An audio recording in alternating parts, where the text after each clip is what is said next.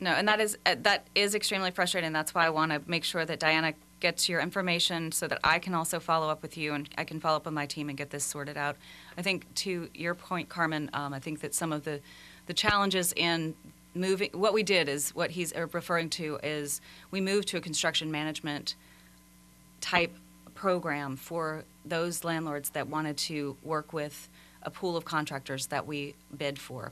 And it was intended to move this along in a quicker fashion. Again, we hit the regulations or the red tape issues, and some of those challenges are that the properties have to be, again, Brad had mentioned cleared for environmental, cleared for title, but there's a couple of other steps if you're going to go to that model that are required by the federal government for us to use the dollars that way. And those processes had to get worked out. They're worked out. We've got about 129 in the pipeline right now under that construction management contract, and we've got another 200 that are being okay. So the dollars are coming right from Washington, but they're coming wrapped in red tape, and you got to comply with all these federal regulations, or you can't give out the check legally. And then it sounds like the program design in the beginning wasn't exactly what subsequent events I think that changed the way it should have worked. What we've learned with both FEMA and HUD, and we've worked in great partnership with both of those federal agencies, is that, and I think we all know this, the 2005 hurricanes were catastrophic events. There weren't programs in place at the federal government level that were sized appropriately. So each of these programs have been developed. That's not making excuses. It just means that we've been pushing those regulations as far as we can go so that we can get this done faster. And I have to, commend the new Secretary of HUD and the new Administrator of FEMA for being extremely flexible with us and working so that we can expedite these programs.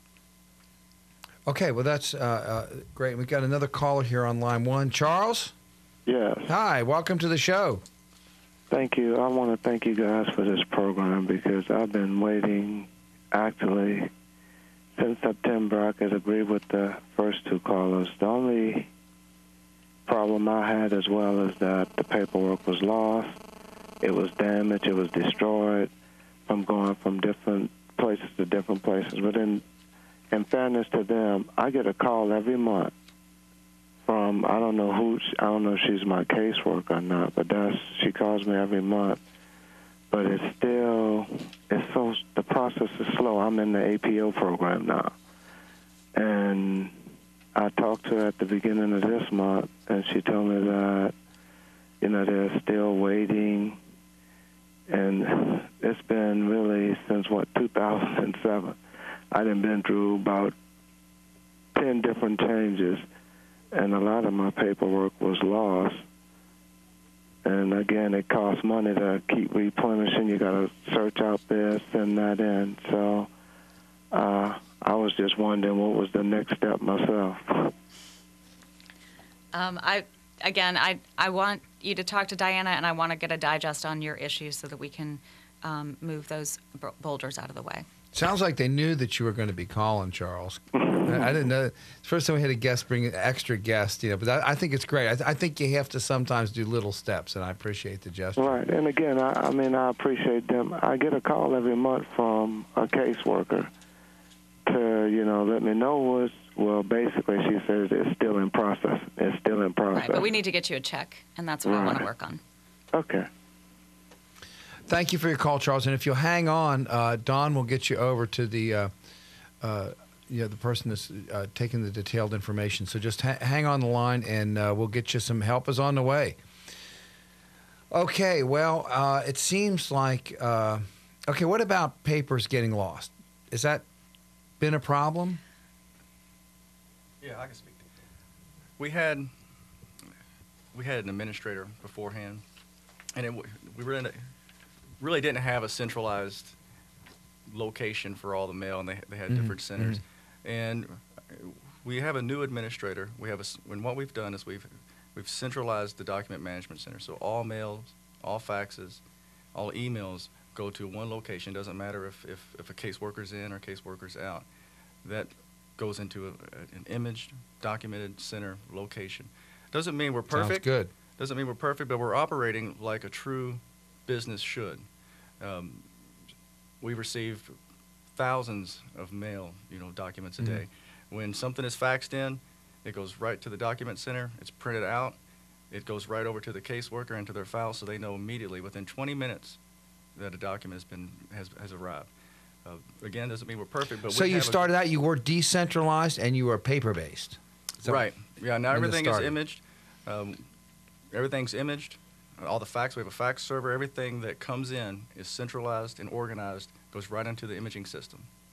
Yeah, I think back when Katrina hit, you could definitely scan documents, and digitalize things. But I think that's a part of processing this kind of stuff that's actually just been coming of age over the years that the Katrina and post-Katrina years. I mean, because now it's extremely common for people to not keep their paper. But I think back then the technology was there, but people were kind of scared of it. And this is a full-fledged business. It's $500 million program, and you had to stand that up. You had to organize it. And to date, we still have a lot of work to do. But you're seeing about over 100 low-income units being put on the market each month. We've closed over 2,000 loans, and we have, in New Orleans alone, we have 2,200 affordable rental units in the market that are small rental that, we get letters from the tenants, we get letters from the owners of thanking us for that. And so what we've tried to do with this program, as the way it was designed, it was basically put on the owner, you finish it, then you get your money. We tried to put up many options so that if you got an award from us, we're figuring out some way to get you through that finish line. The only things is, if you don't have a clear title, if we can't get a clear environmental, those are issues that we won't be able to overcome. But anything else, we're trying to figure out every way we can to get this over. Yeah, we've seen a lot of in New Orleans with families, holding titles to property. And it stays in the family, but then a lot of people after Katrina found out that, Mama died and Daddy died, and when, Daddy got the property from his daddy after he married Mama, that actually Granddaddy had died, and his Granddaddy was the one before, the only one who had a succession done.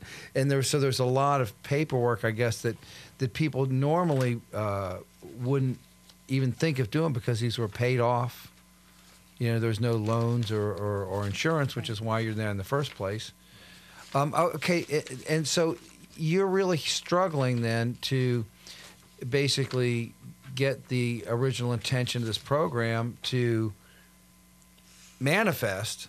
And what you're saying is well, the banks kind of didn't really come to the plate and do their part, which would be, I guess, what you'd call it, bridge or interim financing, construction loans.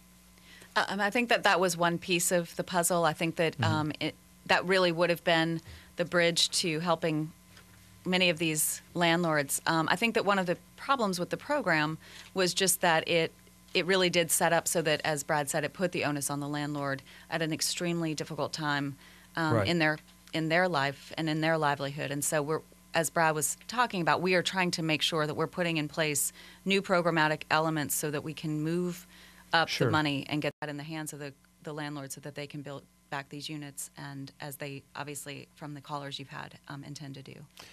But somebody, when the original deal went down, said,